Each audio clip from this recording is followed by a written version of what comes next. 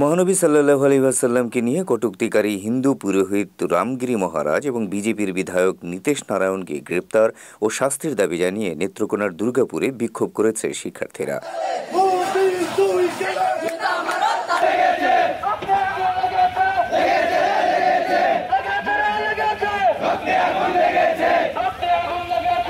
সোমবার দুপুরে সুসং সরকারি মহাবিদ্যালয়ের শিক্ষার্থীদের ব্যানারে এ বিক্ষোভ মিছিল অনুষ্ঠিত হয়। বিক্ষোভ মিছিলে অংশ নেয় পৌর শহরের বিভিন্ন মাদ্রাসা, স্কুল ও কলেজের শিক্ষার্থীরা। মিছিলটি কলেজ চত্বর থেকে বের হয়ে শহরের বিভিন্ন সড়ক প্রদক্ষিণ শেষে কলেজ চত্বরে এসে বক্তব্য রাখেন শিক্ষার্থী জুবায়ের আব্বাস হীরা, মোহাম্মদ সানি, রাসেল মিয়া, জহিরুল ইসলাম, মোহাম্মদ আলিফ সহ অন্যান্য শিক্ষার্থীরা।